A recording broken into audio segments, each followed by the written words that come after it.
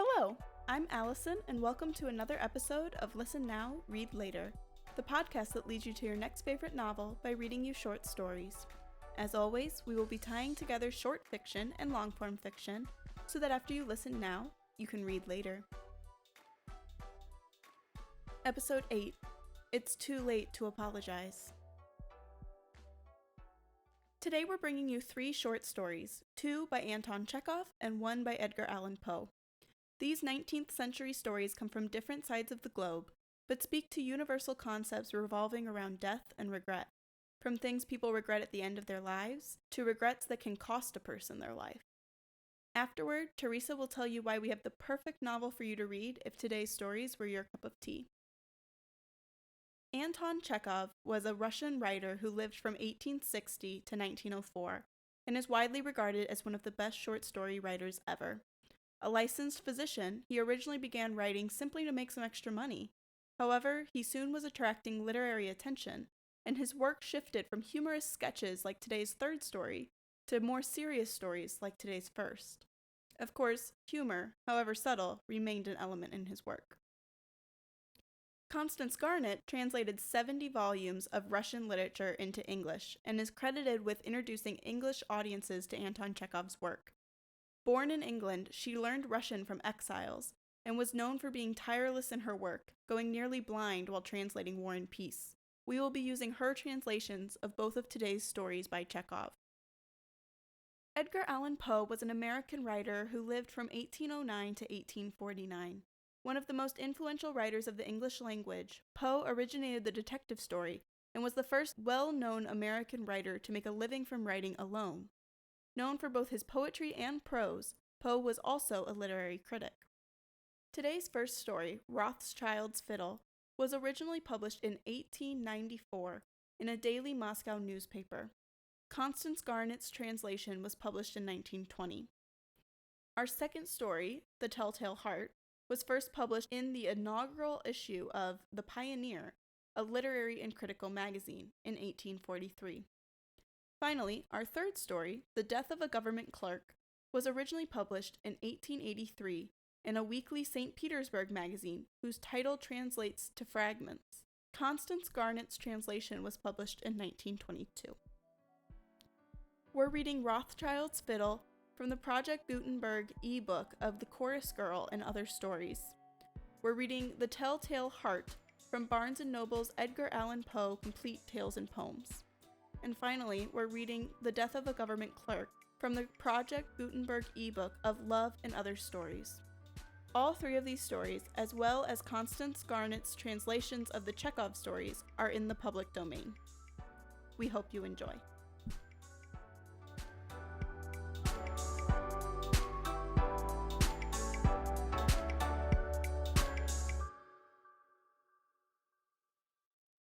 Rothschild's Fiddle by Anton Chekhov, translated by Constance Garnett.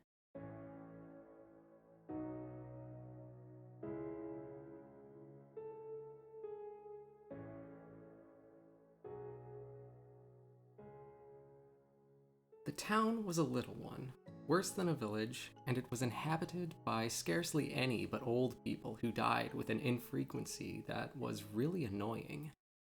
In the hospital and in the prison fortress, very few coffins were needed. In fact, business was bad.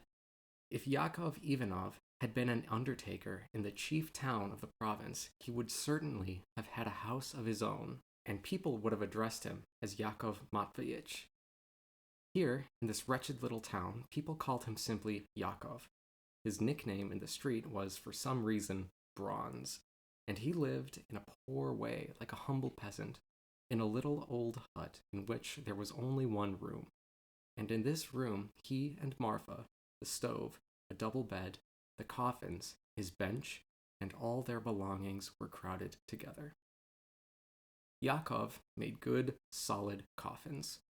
For peasants and working people, he made them to fit himself, and this was never unsuccessful, for there were none taller and stronger than he, even in the prison, though he was 70. For gentry and for women, he made them to measure, and used an iron foot rule for the purpose. He was very unwilling to take orders for children's coffins, and made them straight off without measurements, contemptuously, and when he was paid for the work he always said, "I must confess, I don't like trumpery jobs." Apart from his trade, playing the fiddle brought him in a small income. The Jews' orchestra, conducted by Moisey Ilyich Shakis, the tinsmith, who took more than half their receipts for himself, played as a rule at weddings in the town. As Yakov played very well on the fiddle, especially Russian songs, Shakis sometimes invited him to join the orchestra at a fee of half a ruble a day, in addition to tips from the visitors. When Bronze sat in the orchestra, first of all his face became crimson and perspiring. It was hot. There was a suffocating smell of garlic. The fiddle squeaked. The double bass wheezed close to his right ear, while the flute wailed at his left, played by a gaunt, red-haired Jew, who made a perfect network of red and blue veins all over his face, and who bore the name of the famous millionaire Rothschild. And this accursed Jew contrived to play even the liveliest things plaintively. For no apparent reason, Yakov, little by little, became possessed by hatred and contempt for the Jews, and especially for Rothschild. He began to pick quarrels with him, rail at him in unseemly language, and once even tried to strike him, and Rothschild was offended and said, looking at him ferociously, "If it were not that I respect you for your talent, I would have sent you flying out the window." Then he began to weep, and because of this, Yakov was not often asked to play in the orchestra. He was only sent for in case of extreme necessity, in the absence of one of the Jews. Yakov was never in a good temper, as he was continually having to put up with terrible losses. For instance, it was a sin to work on Sunday or Saint's Day, and Monday was an unlucky day, so that in the course of the year there were some 200 days on which, whether he liked it or not, he had to sit with his hands folded. And only think what a loss that meant. If anyone in the town had a wedding without music, or if Shakis did not send for Yakov, that was a loss too. The superintendent of the prison was ill for 2 years and was wasting away, and Yakov was impatiently waiting for him to die. But the superintendent went away to the chief town of the province to be doctored, and there he took and died. There's a loss for you, 10 rubles at least, as there would have been an expensive coffin to make, lined with brocade. The thought of his losses haunted Yakov, especially at night. He laid his fiddle on the bed beside him, and when all sorts of nonsensical ideas came into his mind, he touched a string. The fiddle gave out a sound in the darkness, and he felt better. On the 6th of May of the previous year, Marfa had suddenly been taken ill. The old woman's breathing was labored. She drank a great deal of water, and she staggered as she walked, yet she lighted the stove in the morning and even went herself to get water. Towards evening, she lay down. Yakov played his fiddle all day. When it was quite dark, he took the book in which he used every day to put down his losses, and, feeling dull, he began adding up the total for the year. It came to more than 1,000 rubles. This so agitated him that he flung the reckoning beads down and trampled them under his feet. Then he picked up the reckoning beads and again spent a long time clicking with them and heaving deep, strained sighs. His face was crimson and wet with perspiration. He thought that if he had put that lost 1,000 rubles in the bank, the interest for a year would have been at least 40 rubles, so that 40 rubles was a loss too. In fact, wherever one turned, there were losses and nothing else. Yakov! Marfa called unexpectedly. I am dying. He looked round at his wife. Her face was rosy with fever, unusually bright and joyful looking. Bronze, accustomed to seeing her face always pale, timid, and unhappy looking, was bewildered. It looked as if she really were dying and were glad that she was going away forever from that hut, from the coffins, and from Yakov. And she gazed at the ceiling and moved her lips, and her expression was one of happiness, as though she saw death as her deliverer, and were whispering with him. It was daybreak. From the windows, one could see the flush of dawn. Looking at the old woman, Yakov for some reason reflected that he had not once in his life been affectionate to her, had had no feeling for her, had never once thought to buy her a kerchief, or to bring her home some dainty from a wedding, but had done nothing but shout at her, scold her for his losses, shake his fists at her. It is true he had never actually beaten her, but he had frightened her, and at such times she had always been numb with terror. Why, he had forbidden her to drink tea because they had spent too much without that, and she drank only hot water. And he understood why she had such a strange, joyful face now, and he was overcome with dread. As soon as it was morning, he borrowed a horse from a neighbor and took Marfa to the hospital. There were not many patients here, and so he had not long to wait, only 3 hours. To his great satisfaction, the patients were not being received by the doctor, who was himself ill, but by the assistant, Maxim Nikolaevich, an old man of whom everyone in the town used to say that, though he drank and was quarrelsome, he knew more than the doctor. I wish you good day, said Yakov, leading his old woman into the consulting room. You must excuse us, Maxim Nikolaevich. We are always troubling you with our trumpery affairs. Here you see my better half is ailing, the partner of my life, as they say. Excuse the expression. Knitting his grizzled brows and stroking his whiskers, the assistant began to examine the old woman, and she sat on a stool, a wasted, bent figure with a sharp nose and open mouth, looking like a bird that wants to drink. The assistant said slowly, and he heaved a sigh. Influenza, and possibly fever. There's typhus in the town now. Well, the old woman has lived her life, thank God. How old is she? She'll be 70 in another year, Maxim Nikolaevich. Well, the old woman has lived her life. It's time to say goodbye.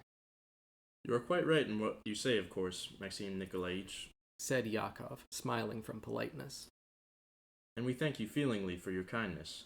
But allow me to say, every insect wants to live. To be sure, said the assistant, in a tone which suggested that it depended upon him whether the woman lived or died. Well then, my good fellow, put a cold compress on her head, and give her these powders twice a day. And so goodbye. Bonjour. From the expression of his face, Yakov saw that it was a bad case, and that no sort of powders would be any help. It was clear to him that Marfa would die very soon, if not today, tomorrow.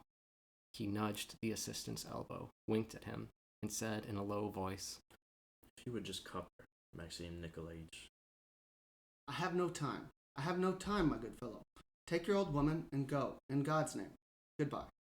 Be so gracious, Yakov besought him. You know yourself that if, let us say, it were her stomach or her inside that were bad, then powders are drops. But you see, she had got a chill. In a chill, the first thing is to let blood, Maxim Nikolaevich.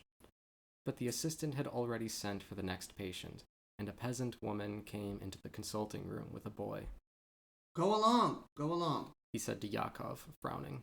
It's no use to. In that case, put on leeches anyway. Make us pray for you forever. The assistant flew into a rage and shouted, You speak to me again? You blockhead. Yakov flew into a rage too, and he turned crimson all over, but he did not utter a word. He took Marfa on his arm and led her out of the room. Only when they were sitting in the cart, he looked morosely and ironically at the hospital and said, A nice set of artists they have settled here. No fear, but he would have cupped a rich man. But even a leech he grudges to the poor, the Herods. When they got home and went into the hut, Marfa stood for 10 minutes holding on to the stove. It seemed to her that if she were to lie down, Yakov would talk to her about his losses and scold her for lying down and not wanting to work. Yakov looked at her drearily and thought that tomorrow was St. John the Divine's, and the next day St. Nikolai the Wonder Workers, and the day after that was Sunday, and then Monday, an unlucky day. For 4 days he would not be able to work, and most likely Marfa would die on one of those days, so he would have to make the coffin today. He picked up his iron rule, went up to the old woman and took her measure. Then she lay down, and he crossed himself and began making the coffin. When the coffin was finished, Bronze put on his spectacles and wrote in his book, Marfa Ivanov's coffin, 2 rubles, 40 kopecks. And he heaved a sigh. The old woman lay all the time, silent, with her eyes closed. But in the evening, when it got dark, she suddenly called the old man. Do you remember, Yakov? She asked, looking at him joyfully. Do you remember 50 years ago, God gave us a little baby with flaxen hair? We used always to be sitting by the river, then singing songs, under the willows. And, laughing bitterly, she added, The baby girl died. Yakov racked his memory, but he could not remember the baby or the willows. It's your fancy, he said. The priest arrived. He administered the sacrament and extreme unction. Then Marfa began muttering something unintelligible, and towards morning she died. Old women, neighbors, washed her, dressed her, and laid her in the coffin. To avoid paying the sacristan, Yakov read the psalms over the body himself, and they got nothing out of him for the grave, as the grave digger was a crony of his. 4 peasants carried the coffin to the graveyard, not for money, but from respect. The coffin was followed by old women, beggars, and a couple of crazy saints, and the people who met it crossed themselves piously. And Yakov was very much pleased that it was so creditable, so decorous, and so cheap, and no offense to anyone. As he took his last leave of Marfa, he touched the coffin and thought, a good piece of work. But as he was going back from the cemetery, he was overcome by acute depression. He didn't feel quite well. His breathing was labored and feverish. His legs felt weak, and he had a craving for drink. And thoughts of all sorts forced themselves on his mind. He remembered again that all his life he had never felt for Marfa, had never been affectionate to her. The 52 years they had lived in the same hut had dragged on a long, long time, but it had somehow happened that, in all that time, he had never once thought of her, had paid no attention to her, as though she had been a cat or a dog. And yet, every day, she had lighted the stove, had cooked and baked, had gone for the water, had chopped the wood, had slept with him in the same bed, and when he came home drunk from the weddings, always reverently hung his fiddle on the wall and put him to bed. And all this in silence, with a timid, anxious expression. Rothschild, smiling and bowing, came to meet Yakov. I was looking for you, uncle, he said. Moisey Ilyich sends you his greetings and bids you come to him at once. Yakov felt in no mood for this. He wanted to cry. Leave me alone, he said, and walked on. How can you? Rothschild said, fluttered, running on in front. Moisey Ilyich will be offended. He bade you come at once. Yakov was revolted at the Jew's gasping for breath and blinking and having so many red freckles on his face. And it was disgusting to look at his green coat with black patches on it and all his fragile, refined figure. Why are you pestering me, garlic? Shouted Yakov. Don't persist. The Jew got angry and shouted too. Not so noisy, please, or I'll send you flying over the fence. Get out of my sight, roared Yakov, and rushed at him with his fists. One can't live for you scabby Jews. Rothschild, half dead with terror, crouched down and waved his hands over his head, as though to ward off a blow. Then he leapt up and ran away as fast as his legs could carry him. As he ran, he gave little skips and kept clasping his hands, and Yakov could see how his long, thin spine wriggled. Some boys, delighted at the incident, ran after him, shouting, Jew! Jew! Some dogs joined in the chase, barking. Someone burst into a roar of laughter, then gave a whistle. The dogs barked with even more noise and unanimity. Then a dog must have bitten Rothschild, as a desperate, sickly scream was heard. Yakov went for a walk on the grazing ground, then wandered on at random in the outskirts of the town, while the street boys shouted, Here's bronze! Here's bronze! He came to the river, where the curlews floated in the air, uttering shrill cries, and the ducks quacked. The sun was blazing hot, and there was a glitter from the water, so that it hurt the eyes to look at it. Yakov walked by a path along the bank and saw a plump, rosy-cheeked lady come out of the bathing shed and thought about her. Ugh, you otter! Not far from the bathing shed, boys were catching crayfish with bits of meat. Seeing him, they began shouting spitefully, "Bronze! Bronze!" And then he saw an old, spreading willow tree with a big hollow in it, and a crow's nest on it. And suddenly there rose up vividly in Yakov's memory a baby with flaxen hair, and the willow tree Marfa had spoken of. Why, that is it, the same willow tree, green, still, and sorrowful. How old it has grown, poor thing. He sat down under it and began to recall the past. On the other bank, where now there was the water meadow, in those days there stood a big birchwood, and yonder, on the bare hillside that could be seen on the horizon, an old, old pine forest used to be a bluish patch in the distance. Big boats used to sail on the river, but now it was all smooth and unruffled. And on the other bank there stood now only one birch tree, youthful and slender like a young lady, and there was nothing on the river but ducks and geese, and it didn't look as though there had ever been boats on it.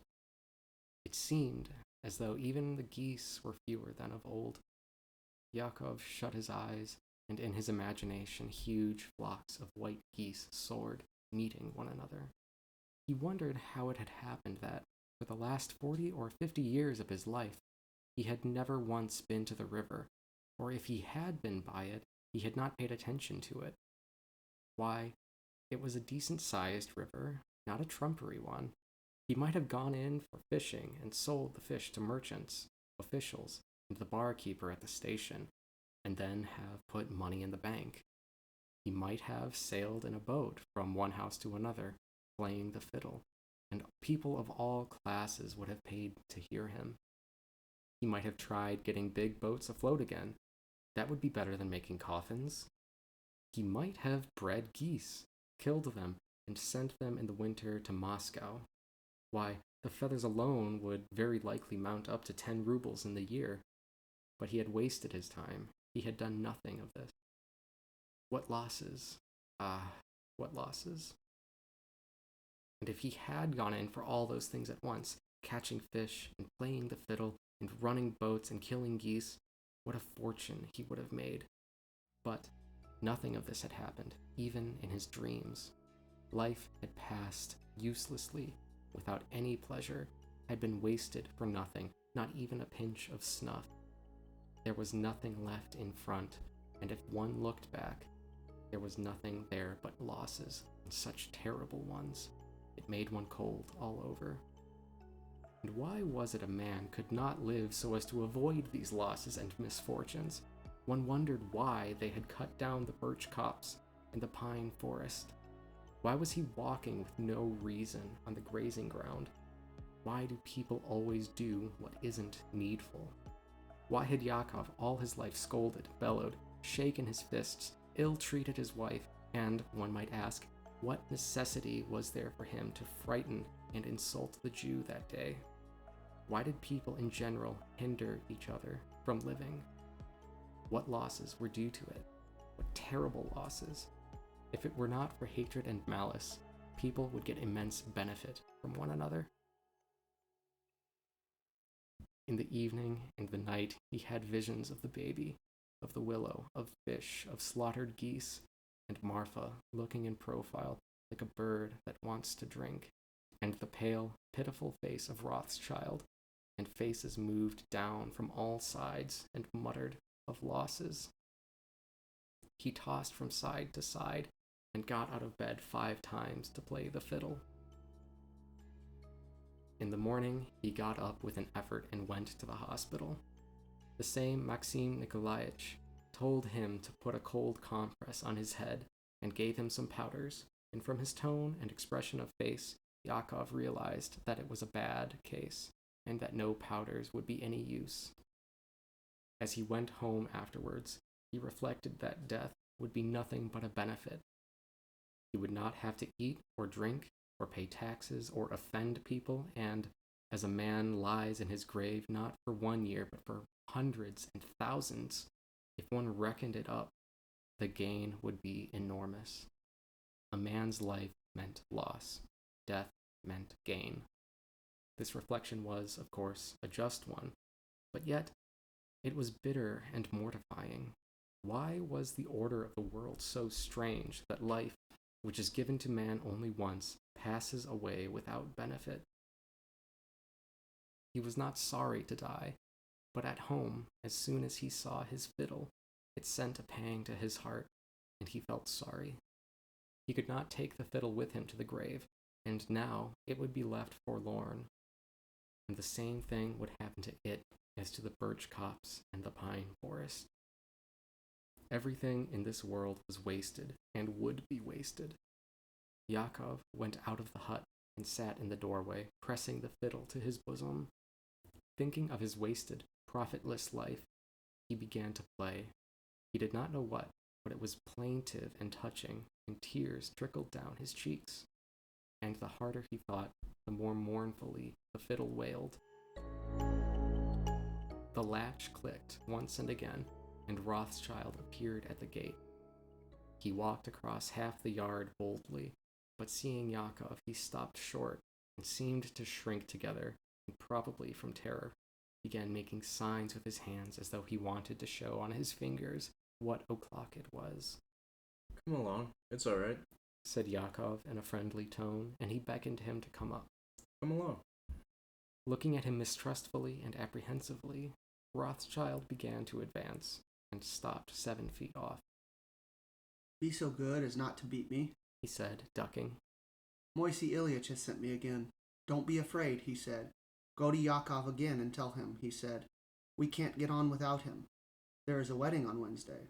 Yes, Mr. Shapovalov is marrying his daughter to a good man, and it will be a grand wedding. Oh, added the Jew, screwing up one eye.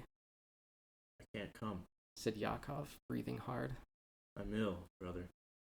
And he began playing again, and the tears gushed from his eyes onto the fiddle. Rothschild listened attentively, standing sideways to him and folding his arms on his chest. The scared and perplexed expression on his face, little by little, changed to a look of woe and suffering. He rolled his eyes as though he were experiencing an agonizing ecstasy and articulated, "Va." And tears slowly ran down his cheeks and trickled on his greenish coat. And Yakov lay in bed all the rest of the day, grieving. In the evening, when the priest confessing him asked, did he remember any special sin he had committed, straining his failing memory, thought again of Marfa's unhappy face, and the despairing shriek of the Jew when the dog bit him and said, hardly audibly, Give the fiddle to Rothschild. Very well, answered the priest. And now everyone in the town asks where Rothschild got such a fine fiddle. Did he buy it or steal it? Or perhaps it had come to him as a pledge. He gave up the flute long ago, and now plays nothing but the fiddle. As plaintive sounds flow now from his bow, as came once from his flute, but when he tries to repeat what Yakov played, sitting in the doorway, the effect is something so sad and sorrowful that his audience weeps, and he himself rolls his eyes and articulates, "Bah." And this new air was so much liked in the town that the merchants and officials used to be continually sending for Rothschild and making him play it over and over again 12 times.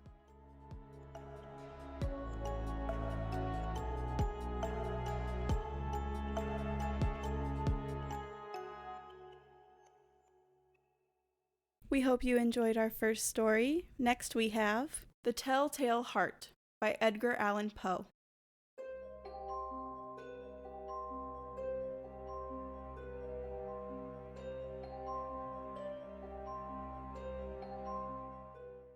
True, nervous, very, very dreadfully nervous I had been, and am. But why will you say that I am mad? The disease had sharpened my senses, not destroyed, not dulled them. Above all was the sense of hearing acute. I heard all things in the heaven and in the earth. I heard many things in hell. How, then, am I mad?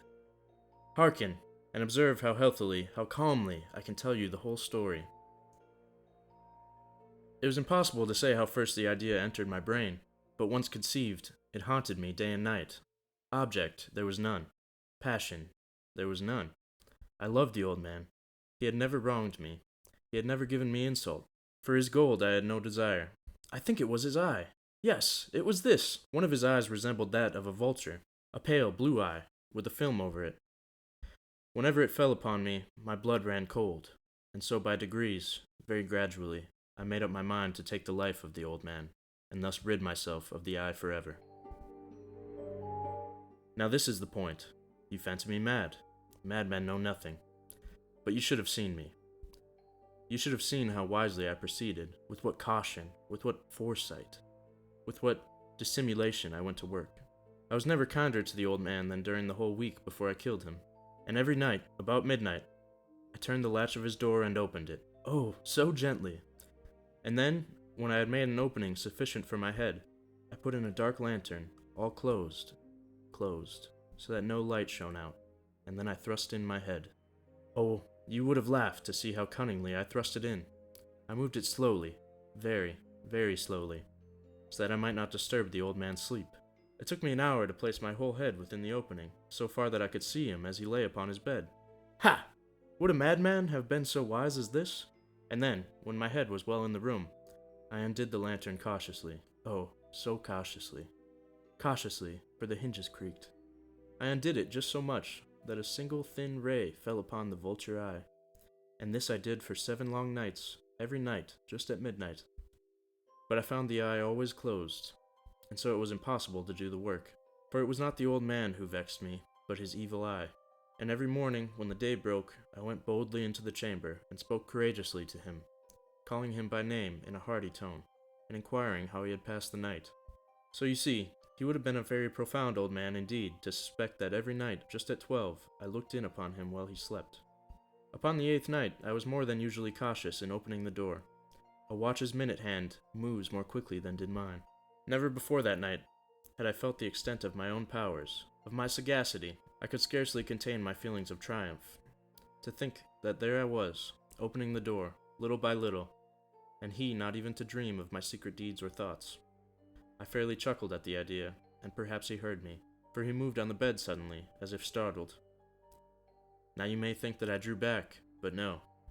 His room was as black as pitch, with the thick darkness, for the shutters were close fastened through fear of robbers, and so I knew that he could not see the opening of the door, and I kept pushing it on, steadily, steadily. I had my head in, and was about to open the lantern, when my thumb slipped upon the tin fastening, and the old man sprang up in the bed, crying out, "Who's there?" I kept quite still and said nothing. For a whole hour I did not move a muscle, and in the meantime I did not hear him lie down. He was still sitting up in the bed listening, just as I have done, night after night, hearkening to the death watches in the wall. Presently I heard a slight groan, and I knew it was the groan of mortal terror. It was not a groan of pain or of grief. Oh no! It was the low, stifled sound that arises from the bottom of the soul when overcharged with awe. I knew the sound well. Many a night, just at midnight, when all the world slept, it has welled up from my own bosom, deepening, with its dreadful echo, the terrors that distracted me. I say I knew it well. I knew what the old man felt, and pitied him, although I chuckled at heart. I knew that he had been lying awake ever since the first slight noise, when he had turned in the bed. His fears had been ever since growing upon him. He had been trying to fancy them causeless, but could not. He had been saying to himself, "It is nothing but the wind in the chimney. It is only a mouse crossing the floor." Or, "It is merely a cricket which has made a single chirp." Yes, he has been trying to comfort himself with these suppositions, but he had found all in vain. All in vain, because death, in approaching him, had stalked with his black shadow before him and enveloped the victim.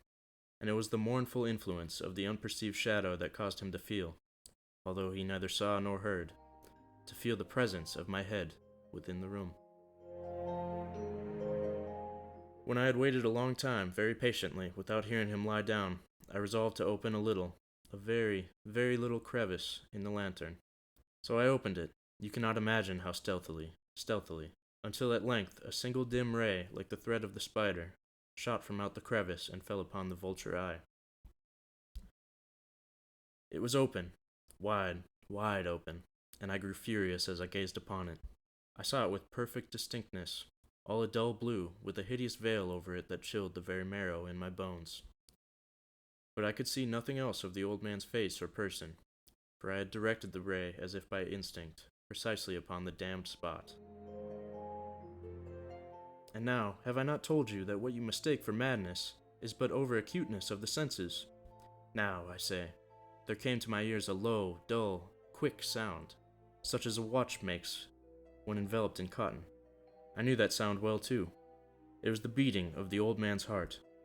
It increased my fury, as the beating of a drum stimulates the soldier into courage. But even yet I refrained and kept still. I scarcely breathed. I held the lantern motionless. I tried how steadily I could to maintain the ray upon the eye. Meantime, the hellish tattoo of the heart increased. It grew quicker and louder every instant. The old man's terror must have been extreme. It grew louder, I say, louder every moment. Do you mark me well? I have told you that I am nervous, so I am. And now, at the dead hour of the night, amid the dreadful silence of that old house, so strange a noise as this excited me to uncontrollable terror. Yet, for some minutes longer, I refrained and stood still. But the beating grew louder. I thought the heart must burst. And now, a new anxiety seized me. The sound would be heard by a neighbor. The old man's hour had come. With a loud yell, I threw open the lantern and leaped into the room. He shrieked once only. In an instant, I dragged him to the floor and pulled the heavy bed over him. I then smiled gaily to find the deed so far done. But for many minutes, the heart beat on with a muffled sound. This, however, did not vex me. It would not be heard through the wall. At length it ceased. The old man was dead. I removed the bed and examined the corpse. Yes, he was stone dead. I placed my hand upon the heart and held it there for many minutes. There was no pulsation. He was stone dead. His eye would trouble me no more. If still you think me mad, you will think so no longer when I describe the wise precautions I took for the concealment of the body. The night waned, and I worked hastily, but in silence. First of all, I dismembered the corpse. I cut off the head and the arms and the legs. I then took up 3 planks from the flooring of the chamber and deposited all between the scantlings. I then replaced the boards so cleverly, so cunningly, that no human eye, not even his, could have detected anything wrong. There was nothing to wash out, no stain of any kind, no blood spot whatever. I had been too wary for that. A tub had caught all. Ha ha! When I had made an end of these labors, it was 4 o'clock, still dark as midnight. As the bell sounded the hour, there came a knocking at the street door. I went down to open it with a light heart. For what had I now to fear? There entered 3 men, who introduced themselves with perfect suavity, as officers of the police. A shriek had been heard by a neighbor during the night. Suspicion of foul play had been aroused. Information had been lodged at the police office, and they, the officers, had been deputed to search the premises. I smiled, for what had I to fear? I bade the gentleman welcome. The shriek, I said, was my own in a dream. The old man, I mentioned, was absent in the country. I took my visitors all over the house. I bade them search well. I led them, at length, to his chamber. I showed them his treasures, secure, undisturbed. In the enthusiasm of my confidence, I brought chairs into the room, and desired them here to rest from their fatigues, while I myself, in the wild audacity of my perfect triumph, placed my own seat upon the very spot beneath which reposed the corpse of the victim. The officers were satisfied. My manner had convinced them. I was singularly at ease. They sat, and while I answered cheerily, they chatted of familiar things. But ere long, I felt myself getting pale and wished them gone. My head ached, and I fancied a ringing in my ears. But still they sat, and still chatted. The ringing became more distinct. It continued and became more distinct. I talked more freely to get rid of the feeling, but it continued, and gained definitiveness, until at length I found that the noise was not within my ears. No doubt I now grew very pale, but I talked more fluently, and with a heightened voice. Yet the sound increased, and what could I do?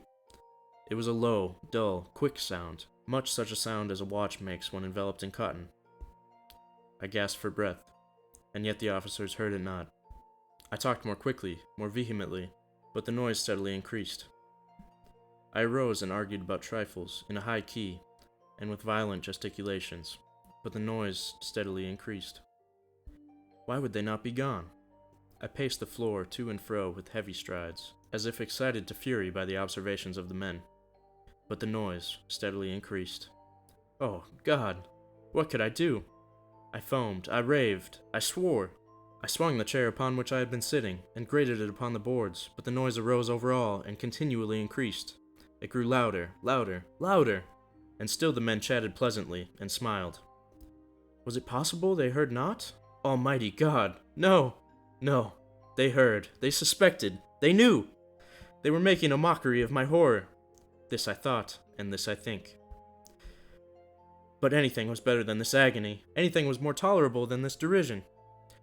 I could bear those hypocritical smiles no longer. I felt that I must scream or die, and now, again, hark! Louder, louder, louder! Villains! I shrieked.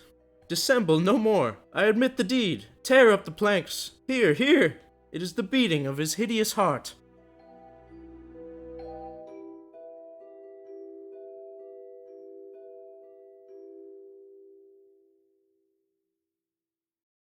We hope you enjoyed that one. Finally, we have The Death of a Government Clerk by Anton Chekhov, translated by Constance Garnett.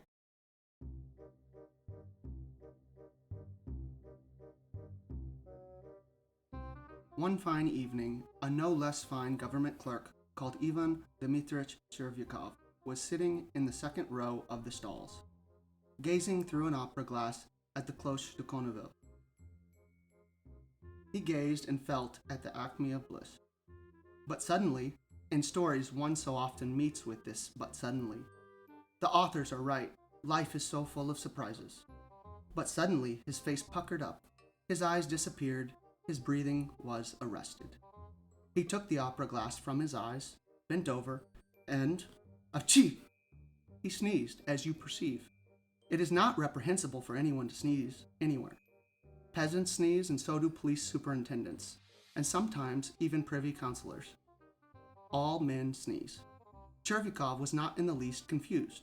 He wiped his face with his handkerchief, and like a polite man, looked round to see whether he had disturbed anyone by his sneezing. But then he was overcome with confusion. He saw that an old gentleman sitting in front of him in the first row of the stalls was carefully wiping his bald head and his neck with his glove and muttering something to himself. In the old gentleman, Chervyakov recognized Brizhelov, a civilian general serving in the Department of Transport. I have spattered him. Thought Chervyakov. He is not the head of my department, but still, it is awkward. I must apologize. Chervyakov gave a cough, bent his whole person forward, and whispered in the general's ear.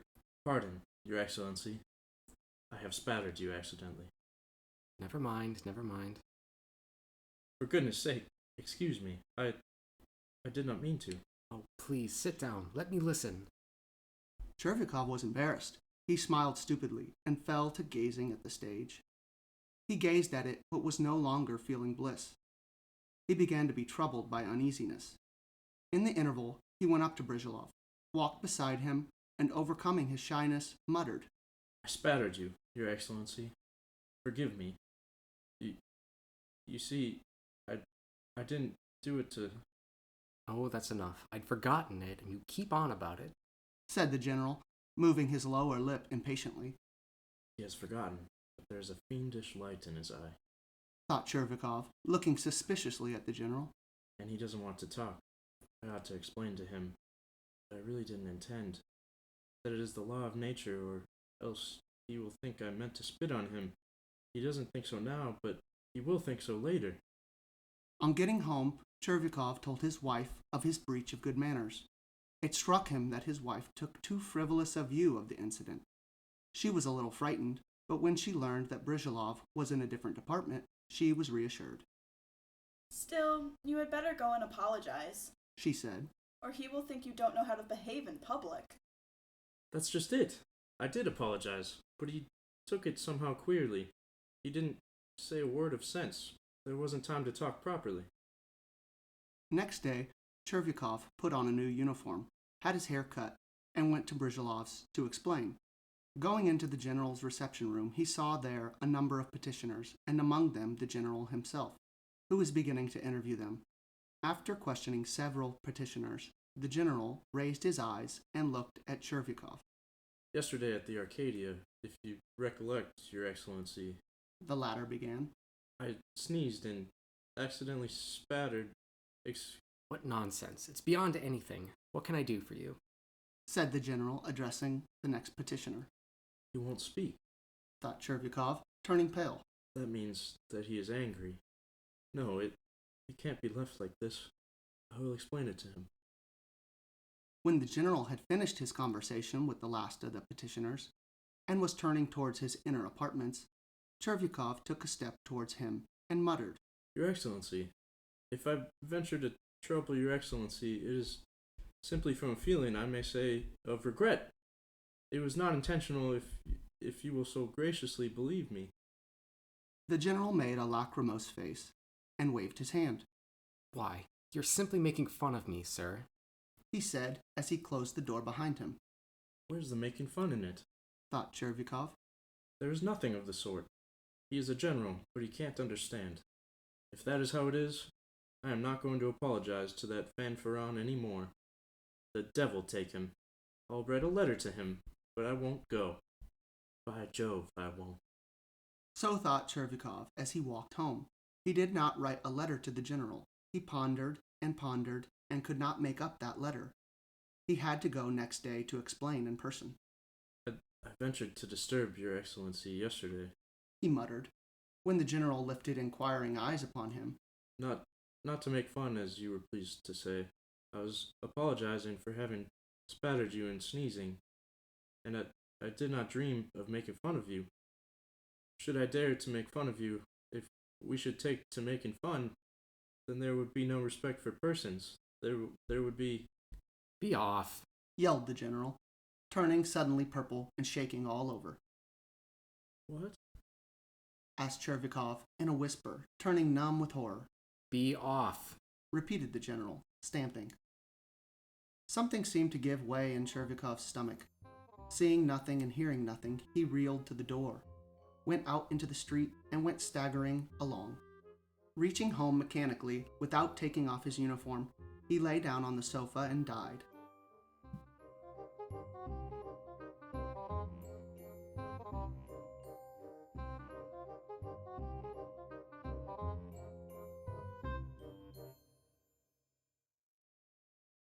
Now that you've listened, here's what to read later. Have you ever overreacted? Taken a small inconvenience and blown it out of proportion? So have the main characters in our stories today. A strange eye, a sneeze, a lack of elderly people in the town. All of these should have been minor disruptions in the Chekhov and Poe characters' stories.